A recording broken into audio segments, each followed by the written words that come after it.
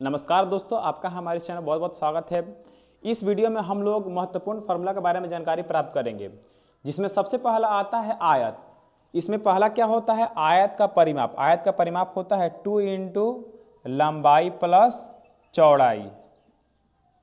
अगला क्या है? अगला है आयत का क्षेत्रफल। आयत का क्षेत्रफल होता है लंबाई गुणे चौड़ाई। और तीसरा क्या होता है? तीसरा होता है आयत का विकर्ण। आयत का जो विकर्ण होता है वो होता है रूट अंडर लंबाई का स्क्वायर प्लस चौड़ाई का स्क्वायर। फिर जो है 2 नंबर पे हम लिखे हैं वर्ग। वर्ग का जो परिमाप होता है वो क्या होता है? वो होता है 4 गुणे भुजा। और 2 नंबर पर क्या है? वर्ग का क्षेत्रफल। वर्ग का क्षेत्रफल होता है भुजा का स्क्वायर। और तीसरा क्या होता है? तीसरा होता है वर्ग का विकर्ण। वर्ग का जो विकर्ण होता है वो होता है √2 गुणे भुजा। अगला हम लिखे हैं वृत्त, जिसमें सबसे पहले वृत्त में क्या है? वृत्त में दिया है वृत्त की परिधि। वो क्या होता है? वो होता है 2πr। और दूसरा जो क्या दिया है? वो दिया है वृत्त का क्षेत्रफल। वृत्त का जो क्षेत्रफल होता है वो होता है πr²। इसी में हम क्या किए हैं? अर्धवृत्त को लिख दिए हैं। अर्धवृत्त जो होता है, इसमें अर्धवृत्त की जो परिधि होता है वो होता है π+2 इंटू r। और ये जो है, फिर अगला जो है वो क्या है?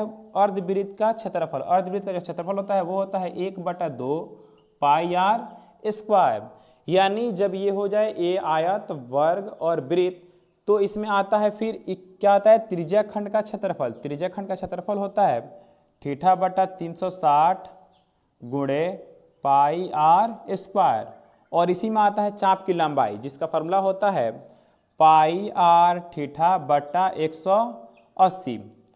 अगला है बेलन, यानी कितना नंबर पे? डी नंबर पे जो है वो है बेलन, जिसमें बेलन में क्या है? बेलन का आयतन। सबसे पहले बेलन का आयतन क्या होता है? वो होता है πr²h। दूसरा क्या होता है? दूसरा है बेलन का वक्र पृष्ठ का क्षेत्रफल। ये होता है 2πrh। तीसरा क्या दिया है? तीसरा है बेलन का संपूर्ण पृष्ठ का क्षेत्रफल। वो होता है 2πr इंटू h+r। अगला है बेलन का आधार का क्षेत्रफल। जो बेलन का आधार का क्षेत्रफल होता है वो वृत्त का क्षेत्रफल होता है।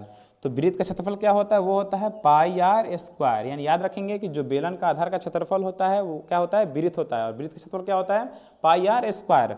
वैसे ही बेलन की आधार की परिधि वो क्या होगा? 2πr। यानी जो वृत्त की परिधि होगी वही क्या होगा? बेलन का आधार की परिधि। अगला है खोखले बेलन का आयतन। ये होता है πh इंटू बड़ा r² माइनस छोटा r²। इसी में हम क्या किए हैं? घन को लिख दिए हैं। घन का क्या होता है? तो घन का जो आयतन होता है वो होता है भुजा क्यूब। भुजा यानी भुजा का पावर कितना? 3, या भुजा क्यूब। अगला क्या है? घन का संपूर्ण पृष्ठ का क्षेत्रफल। ये होता है 6 गुणे भुजा स्क्वायर, ये इसको हम बोलते हैं 6l²। अगला क्या है? अगला है घन का विकर्ण। ये जो होता है घन का विकर्ण वो होता है √3 गुणे भुजा। और जो है आगे यानी